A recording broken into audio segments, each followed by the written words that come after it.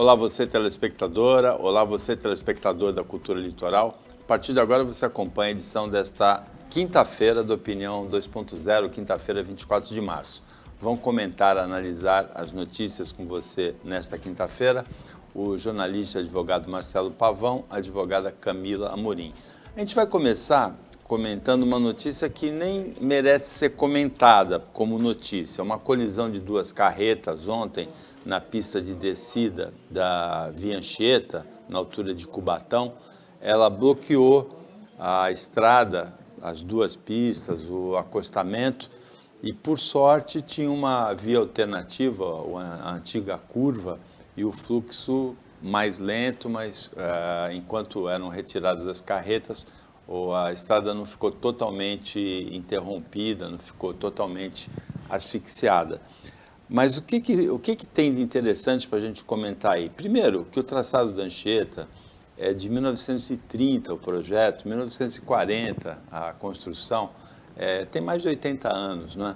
E as carretas atuais não tem nada a ver, esses bitrens, esses articulados, não tem nada a ver com o que tinha no passado, não só o tamanho da carreta, o raio da curva que ela faz, que ela precisa, né? Mas também a geometria de estrada que ela precisa, mas também o volume de tráfego, que hoje é infinitamente maior do que era há 80 anos atrás. Mais uma vez se mostra, porque a pista de descida da Imigrantes, ela não foi feita com traçado, com declividade, principalmente para caminhões e ônibus, veículos pesados, então que é muito necessário uma nova ligação entre o Planalto e a Baixada Santista, o Porto de Santos principalmente, não só rodoviária, mas também ferroviária, né, Pavão? Boa tarde, Paulo. Boa tarde, Camila. Boa tarde a todos. Paulo, você tecnicamente já passou todo esse panorama como engenheiro, como conhecedor, e esses detalhes técnicos, eles são gritantes. E eu queria destacar, um ponto além, Paulo, que eu vou fazer agora 54 anos. Eu estou falando isso porque, para deixar claro, não é por causa...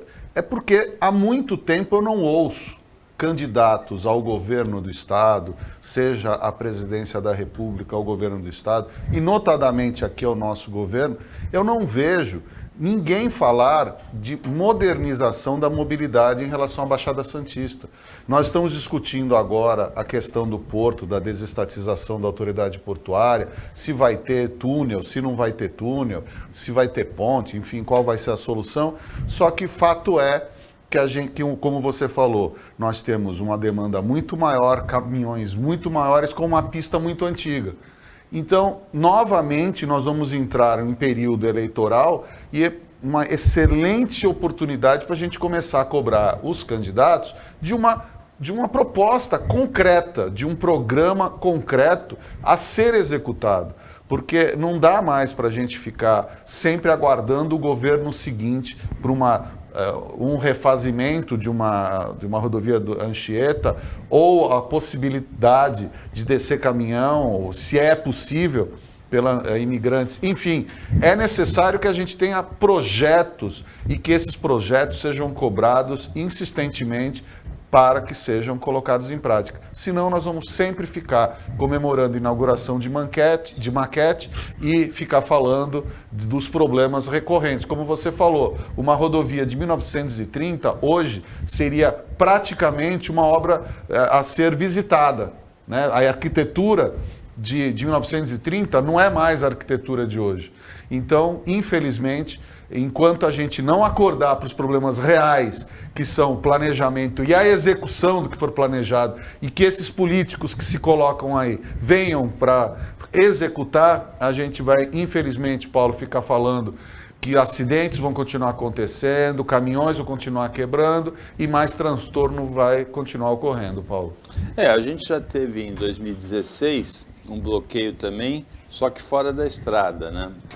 Na beira da estrada, mas no finalzinho da estrada, na chegada em Santos, que foi o incêndio da Ultracargo. Ali houve um bloqueio de 10 dias do acesso ao Porto de Santos, do acesso e da saída também do Porto de Santos. Tem o ex-governador Alckmin, ele arquivou um projeto de uma parceria público-privada que foi oferecido a ele, de uma estrada futurista, com 2 andares, com infovia, com ferrovia, com a dutovia e a rodovia, que vinha pelo Rodoanel até a margem esquerda do porto, em Guarujá. O governador João Dória tem um projeto também tramitando nesse sentido. Agora precisa acelerar, né? Senão são só os caminhões acelerando, colidindo e a estrada bloqueada, não é, Camila? Boa tarde a todos. Paulo, o que adianta ter projetos se eu efetivamente não faço nada? Então, acho que a gente precisa, como o Pavão falou, parar de inaugurar maquete, parar de falar, eu tenho projeto para isso, eu tenho projeto para aquilo. Vamos começar a viabilizar o que é necessário. Toda hora a gente fala de colisão. Várias vezes a Anchieta ficou parada por causa de acidente, ficou parada por causa disso, parou, não sei por isso. Então, assim, já sabe-se que a Imigrantes não tem condições de descida de caminhões. O declive dela não permite. Então, como o Pavão falou, vamos tirar do papel, né, a promessa, vamos tirar do papel o projeto e fazer de fato. Porque vai esperar ter um acidente monstruoso, vai esperar que alguma coisa mais terrível do que os bloqueios ou a colisão de carretas aconteça, para aí sim lamentar, falar, nossa, e aí sair do papel o projeto? Não, tem que tomar uma posição antes. A gente tem que prevenir os acidentes, prevenir que a estrada fique bloqueada. E como você falou, Paulo, é uma estrada que não foi projetada para o que existe hoje. Hoje a gente tem caminhões que o peso é muito acima do que foi projetado em 1930, o tamanho dos caminhões, às vezes a gente vê coisas aqui chegando em São Paulo, você vê coisas monstruosas que vão descer. Então é um pouco errado, né? Ou melhor, é totalmente errado ficar só na promessa. Tem que começar a fazer alguma coisa efetivamente. Se a gente fizer uma conta do que a Ecovias arrecada só com o pedágio de carretas, vamos dizer que sejam 13 ou 15 mil carretas por dia, e que o pedágio para elas é em torno de R$100, né? A média do pedágio dos caminhões e carretas, daria 400 milhões de reais por ano, né? Sim. 400, 500, 600 milhões de reais por ano, só com o pedágio dos veículos de carga.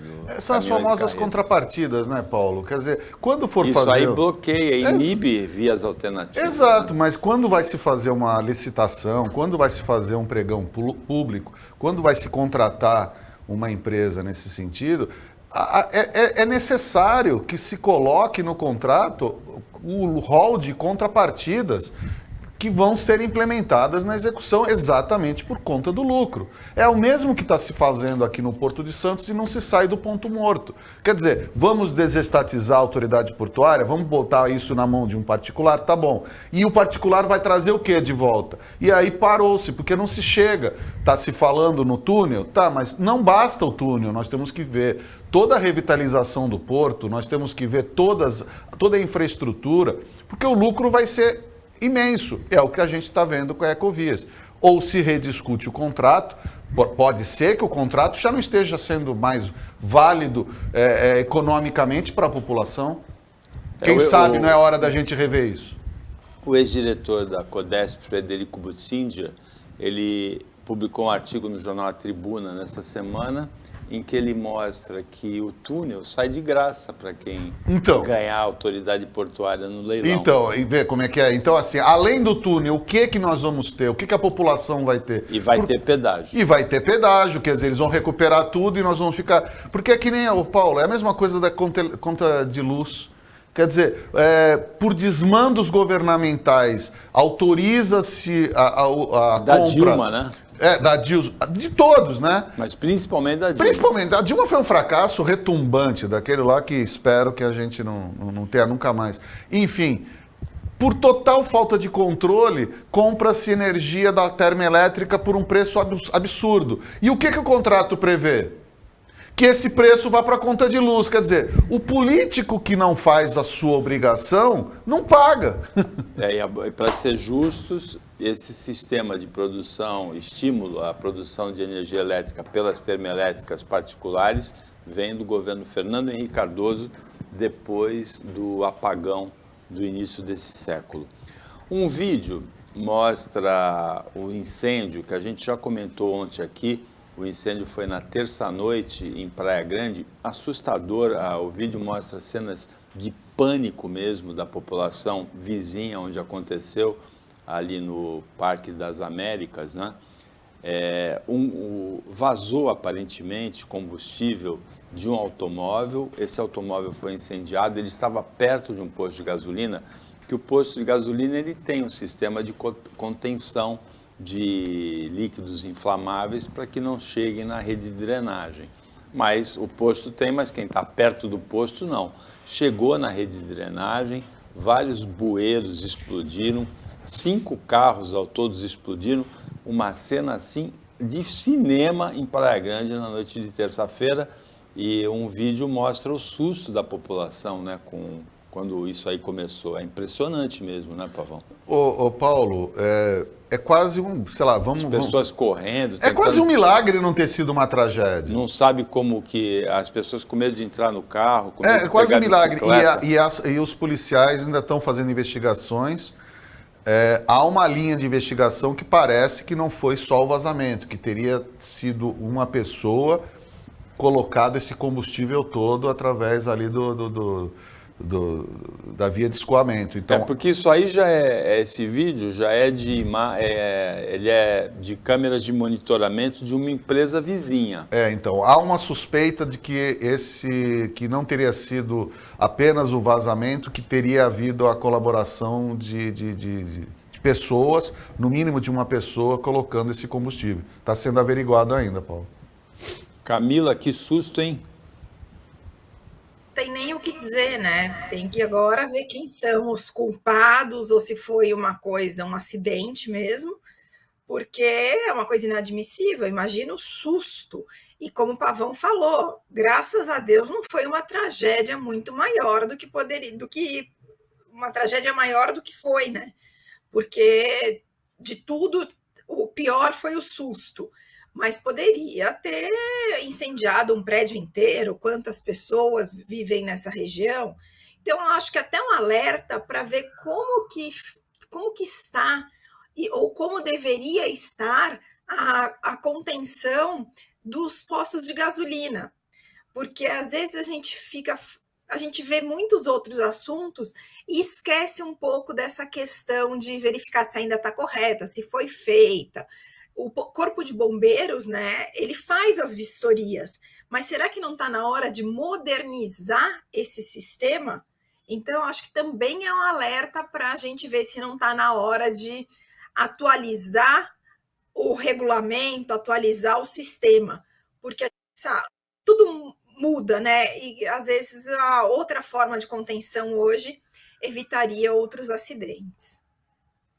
Esse vídeo mostra bem, a moça tenta pegar a bicicleta para ir embora, ela desiste de pegar a bicicleta e sai correndo, né? Uma das vítimas, inclusive, Paulo, é uma senhora que na hora das explosões tentou fugir e torceu o pé. Quer dizer, assim, se a gente for analisar friamente as cenas, quer dizer, era para ter sido uma tragédia de proporções gigantescas. Assim, ainda bem que não aconteceu nada. A CETESB já está analisando vídeos, pegando imagens, porque há suspeita de que uma pessoa teria jogado algo incandescente no bueiro. Porque pegou em toda a rede de drenagem o fogo. E não foi só em Praia Grande que aconteceu o incêndio de carro também. A frota do presidente Jair Bolsonaro, 2 Ford Fusion pegaram fogo, ficaram carbonizados. A ocorrência foi atendida pelos bombeiros e a suspeita é de que tenha sido um curto-circuito no local onde ficam os automóveis. Mas tem teoria de conspiração de tudo quanto é tipo aí circulando em função desse incêndio em 2 automóveis da frota que serve ao gabinete do presidente Jair Bolsonaro. O Opinião 2.0 volta depois do intervalo, é rapidinho.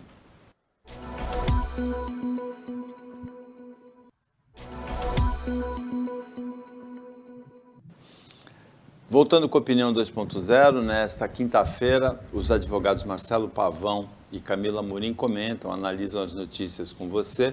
O Marcelo Pavão também é jornalista. Tem um impasse, Marcelo Pavão, na Prefeitura de São Vicente. Os funcionários estão em greve, é o 15º dia da greve. Uma decisão judicial obriga a comparecimento de 80% dos funcionários de serviços essenciais, prestação de serviços essenciais, 30% nos outros casos. A Prefeitura diz que essa determinação não está sendo cumprida, oferece 1,8%, os funcionários pedem 16% de reposição de perdas salariais. É evidente que a greve não tem a simpatia da população, porque o funcionário público, apesar dele ter tido o desgaste do salário dele, ele não teve a perda do emprego dele, como muita gente teve durante a pandemia. É uma situação, hoje tem audiência de conciliação, mas a situação parece uma conciliação muito difícil, né, Pavão? Olha, Paulo, eu acho que essa questão, ela precisa ser analisada de alguns pontos de vista. Primeira coisa é o seguinte, ontem eu ainda assisti uma entrevista do prefeito Caio Amado, onde ele fala que o aumento possível é esse 1,8%, enfim.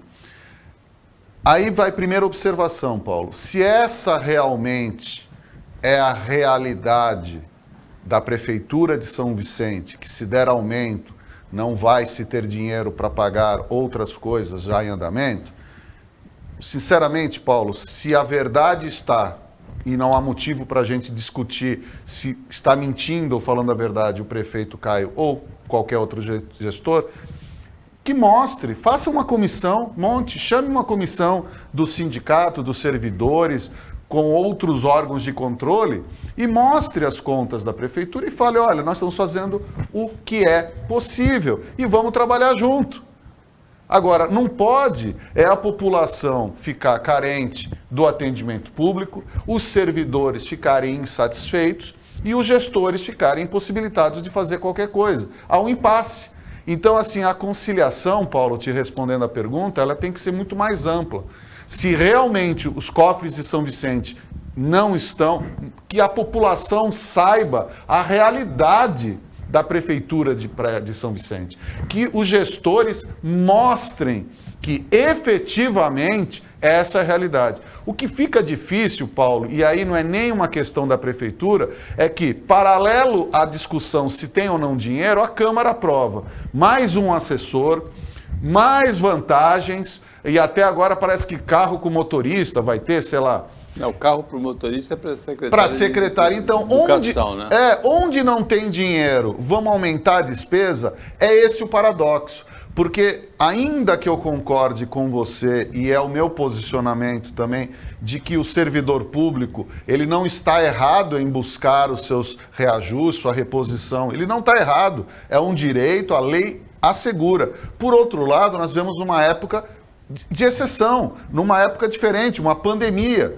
Nós estamos saindo de uma pandemia depois de 2 anos, então as coisas são diferentes. Então, se a verdade está ao lado do gestor, do prefeito Caio, minha sugestão, faz uma comissão, mostre para servidores, para os sindicatos, para todos, qual é a realidade. E a gente vai começar a ver que a população vai entender que o seu gestor, falando a verdade, passando a informação, vão trabalhar junto. Do jeito que está, parece aquela figurazinha histórica que a gente já viu alguma vez na vida, né? Tem 3 burrinhos, um para cada lado puxando a corda e ninguém sai do lugar. É isso que eu vejo hoje. Na verdade, o orçamento da Câmara é independente do da Prefeitura, é até 6% do orçamento municipal. Mas, simbolicamente, é incompreensível que os vereadores de São Vicente tenham criado um terceiro cargo de assessor com salário de R$15 mil, quando o prefeito está oferecendo 1,8. Aliás, prefeito, 1,8 é muita precisão, não é? Muita precisão. Só esse terceiro assessor a R$15 mil já não justifica mais essa vírgula. Podia pelo menos dizer que era 2%, não é, Camila?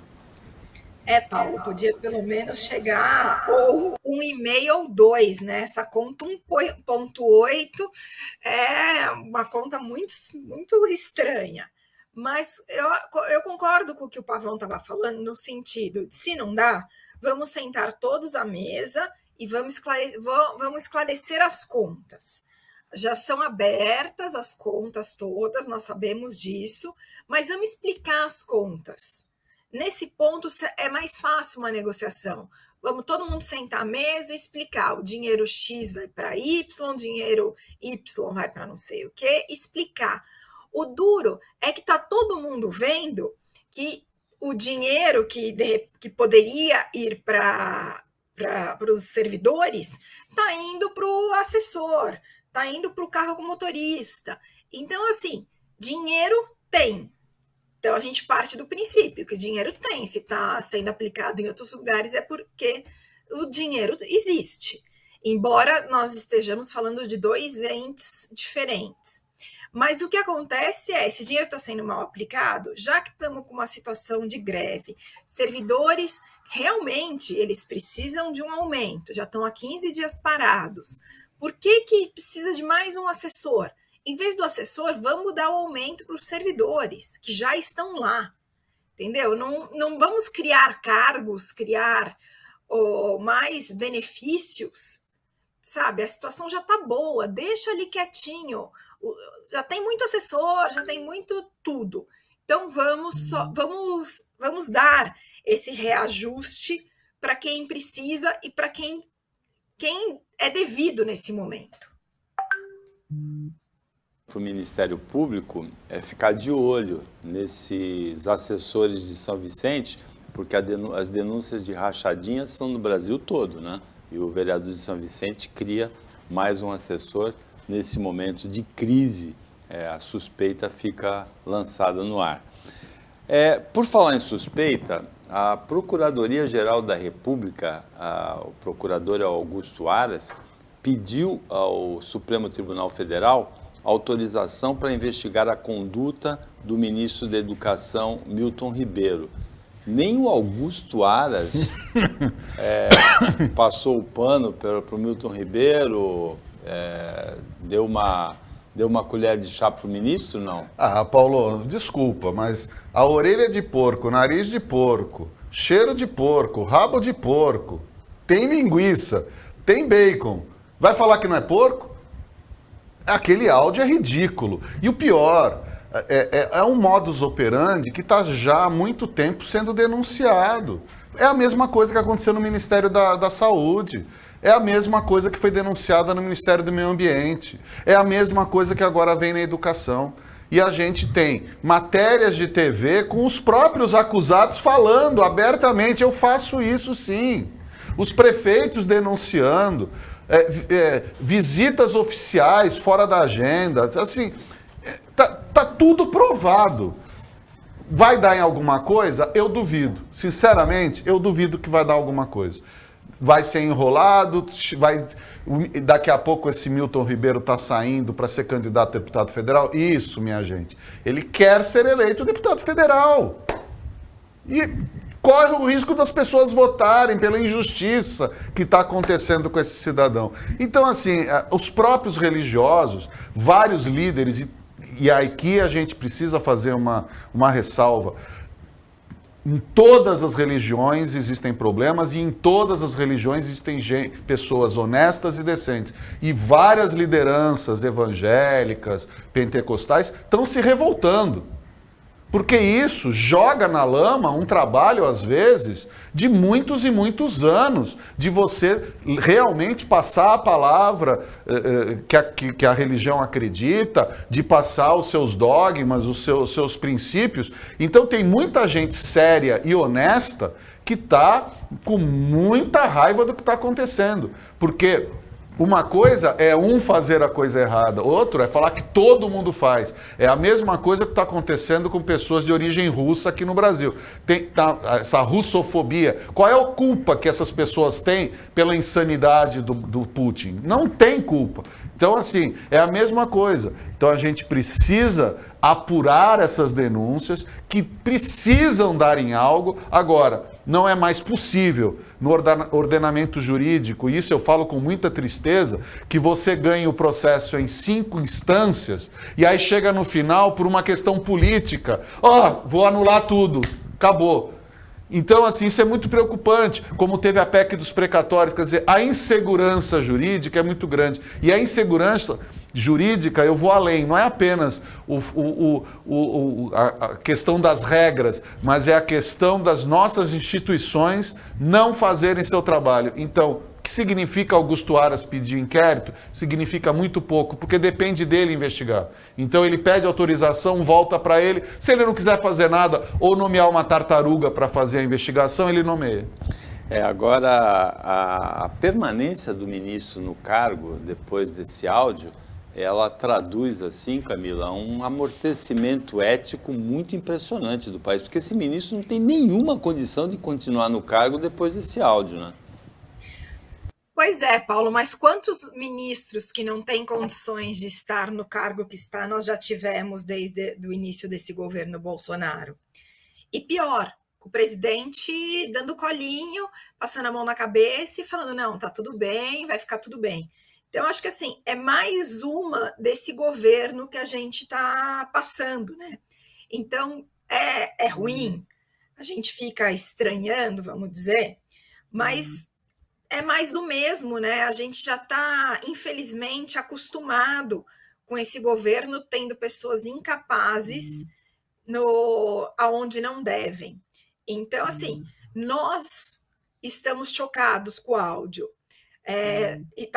Vai existir uma investigação em relação a isso? Vai. Mas eu acho que é mais uma coisa que acaba em pizza. Daqui a pouco o ministro é afastado, vai lá ser candidato a deputado, todo mundo esquece tudo, vem aquele pessoal que fala que não, que armação, que não é nada disso, que o áudio não foi nesse sentido, interpreta o áudio de forma boa, vota para deputado e fica tudo bem. Então, assim, eu acho que nós todos temos que ter mais consciência do que está acontecendo e da realidade do áudio. Não é um áudio fake, não é uma notícia fake, não é assim. Ontem eu vi uma entrevista de uma assessora fantasma. Ela nunca viu o presidente. Ela falou que via ele só quando ele ia passar férias em Angra, eu acho que é isso. E ela estava lá, funcionária, recebendo. Então, assim, a gente vê que o ministro da Educação é só mais do mesmo, gente. Não mudou. Vamos dizer que o modus operandi desse governo está da mesma maneira desde que ele começou. E aí depois passa a mão na cabeça e some. Por exemplo, o que aconteceu com aquele primeiro ministro da Saúde que nós tivemos, eu não lembro o nome dele, que no auge do Covid estava fazendo campanha eleitoral com o presidente Bolsonaro? Entendeu? Eles somem. Eles vão para cargos, ficam afastados um tempinho e depois voltam, como se fossem bonzinhos. Então, assim, nós como população, precisamos cobrar uma punição, porque a gente sabe que não está certo, que isso é totalmente imoral, ilegal, assim, é injustificável.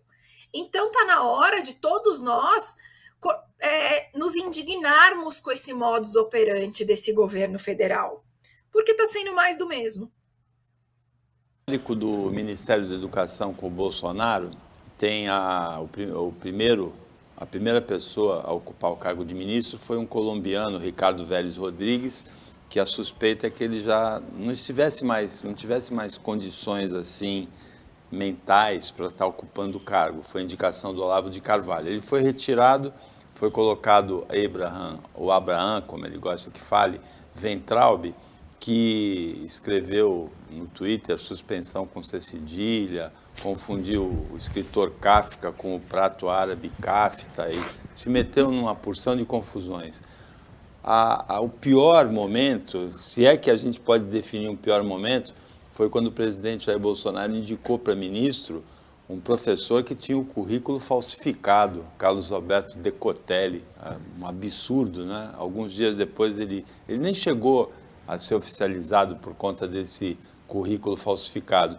E aí veio esse Milton Ribeiro, que é daqui da Baixada, que foi diretor do Mackenzie, reitor do Mackenzie, né? Um dos pró-reitores do Mackenzie, e que esse áudio aí mostra que ele aloca verbas do Ministério por orientação de um pastor, 2 pastores evangélicos, que não tem nada a ver com o Ministério, não tem cargo nenhum, e ele ainda fala no áudio que isso aí foi por pedido do Bolsonaro, do próprio Jair Bolsonaro. Depois, numa entrevista, ele nega o áudio em que ele fala que foi por pedido do Bolsonaro.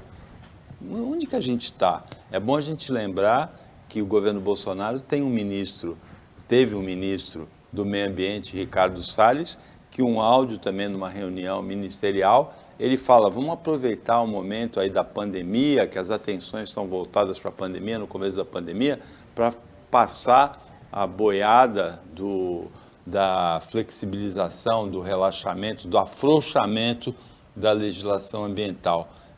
Realmente a gente atravessa tempos muito difíceis no Brasil. A opinião volta depois do intervalo.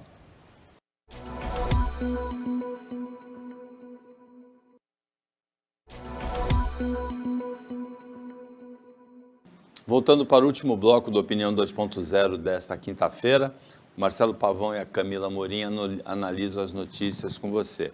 Camila, repercutiu muito nas redes sociais, nos meios de comunicação, nas conversas, a ida que se concretizou ontem, a filiação do ex-governador Geraldo Alckmin ao PSB, do ex-governador Márcio França, e hoje repercute muito o discurso do Alckmin ontem, que é um discurso dentro do PSB, mas voltado para o PT, voltado para o público em geral. Aí aparece o Márcio França. É ele. Nós temos que ter os olhos abertos, para enxergar, a humildade para entender que ele é hoje aquele que melhor reflete, interpreta o sentimento de esperança do povo brasileiro. Aliás, ele é surpreendente ouvir o Geraldo Alckmin se referir assim ao Lula pelo histórico, né? É muito surpreendente, né? E a passada, o movimento do Geraldo Alckmin em direção ao PT pode significar um desgaste muito grande para ele, o final da carreira política dele. Pode significar, por outro lado, também ele alcançar, Camilo, o cargo mais alto da carreira dele, porque ele pode ser vice-presidente e numa eleição seguinte ser candidato a presidente, não é, Camila? A briga não vá, o desentendimento entre ele e muita gente não importe. O que importa é que ele vai estar, vamos dizer, semi-alcançando o sonho dele. Já que não dá para ser presidente, você vice do Lula, que ele tem chance de ser presidente. Mas assusta um pouco, né? Porque a gente conhece essa oposição que desde sempre existiu entre PSDB e o PT, né? Em relação principalmente ao Lula. E agora a gente vê praticamente um ex-líder do PSDB falando bem, né, falando dessas palavras, que é o único, que não sei o quê, em relação ao ex-presidente Lula. Então fica um pouco confuso, né? Mas a gente já sabe há um bom tempo, a gente já vem conversando, já vem noticiando essa possível aliança do Alckmin com o Lula. Então agora a gente está vendo cada vez mais que vai acontecer essa aliança e que todo mundo vai ficar espantado, porque é uma coisa que a gente jamais esperava. O Alckmin foi governador de São Paulo, vamos dizer, o estado mais efetivo do Brasil, só que apareceram milhões de coisas também em relação a ele, e ele acha que vai semi-alcançar seu sonho à presidência. Então, vou me contentar em ser vice, Porque quando o presidente não estiver por aqui, quando o presidente estiver viajando, alguma coisa assim, eu serei o presidente. Talvez seja isso que passe na cabeça dele. Mas não dá para a gente entender. É histórica a questão PSDB, PT, e de repente Alckmin, que foi eleito a vários cargos pelo PSDB, tá amiguinho do Lula. Não tem explicação. Pavão, a gente não sabe, nem imagina, pode imaginar qual é o acordo do Alckmin com o Lula, né? Sim.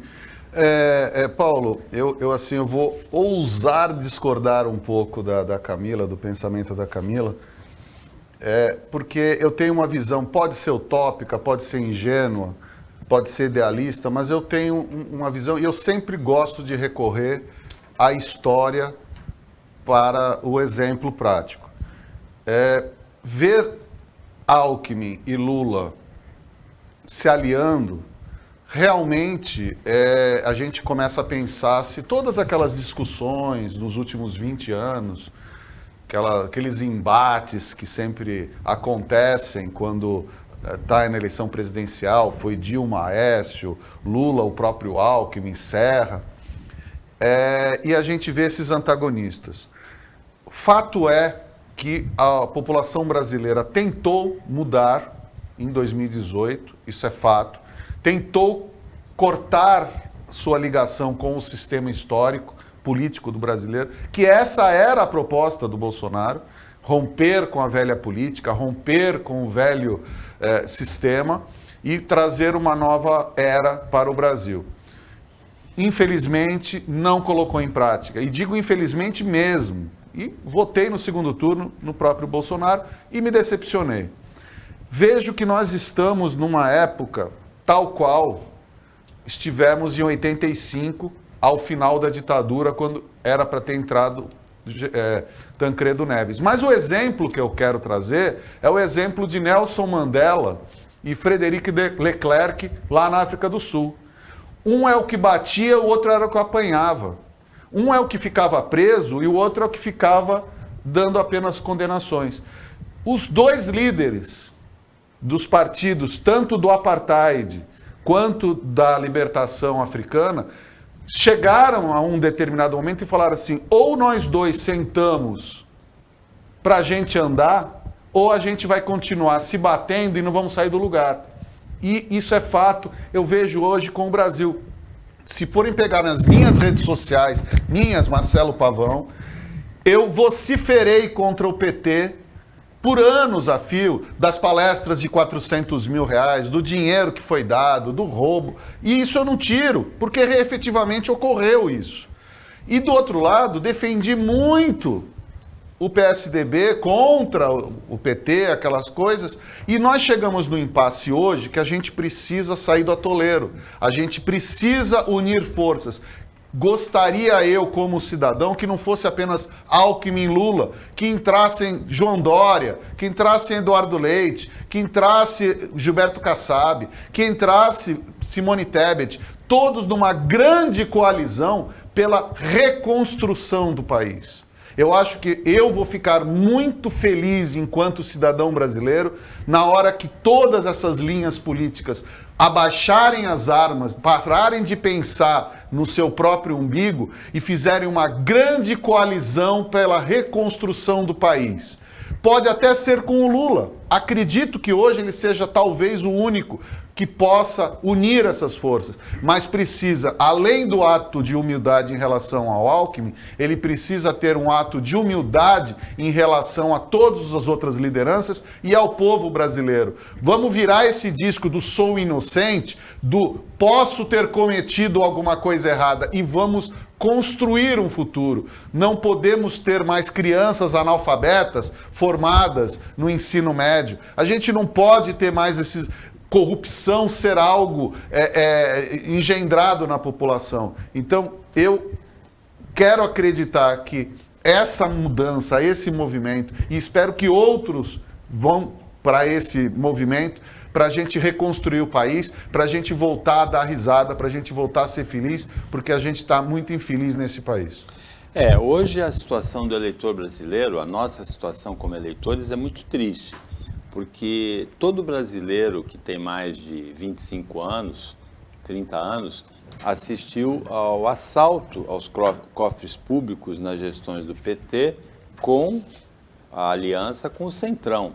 Então nós tivemos o Valdemar da Costa Neto, presidente do PL, o Roberto Jefferson, que era o presidente do PTB, presos pelo escândalo do Mensalão, como o próprio Lula, o Zé Dirceu, foram presos também por corrupção. O Lula por casos diferentes desse do Mensalão.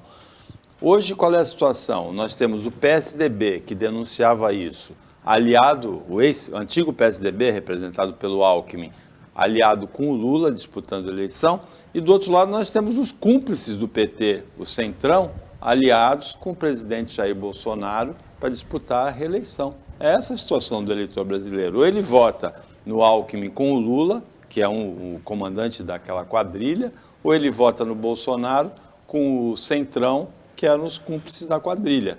O general Augusto Heleno chegou a falar, se gritar pega Centrão, uma referência clara, se gritar pega ladrão.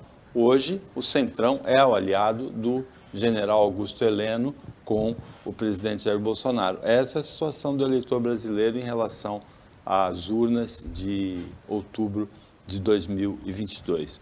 A gente falou de temas regionais, falou de temas nacionais e tem um tema internacional que é a guerra da Ucrânia, que chega hoje a um mês. Começou a invasão russa no dia 24 de fevereiro, hoje é 24 de março, e tem a presença do presidente dos Estados Unidos numa reunião da OTAN na Europa, Pavão.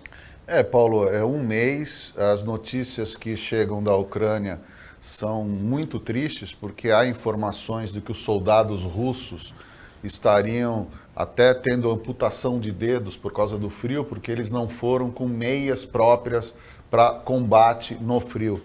Além de várias outras informações de que estariam já sem alimentos e sem combustível. E não mesmo no sentido contrário, vários países da OTAN estão manobrando tropas, o Putin está cada vez mais nervoso, então há necessidade sim de que os líderes se movimentem, inclusive o Biden está na Europa hoje, para que o grande problema, de acordo com a maioria dos analistas, é o dedo nervoso de algum líder mundial. Se algum líder mundial ficar instável, apertar o dedinho ou determinar uma atitude impensada, isso pode trazer efeitos inimagináveis. E é isso que ninguém quer, porque a tensão é muito grande, era uma guerra, uma invasão que o Putin prometia, os generais prometeram ao Putin que ia ser feita em 48 horas e um mês depois não conseguiram.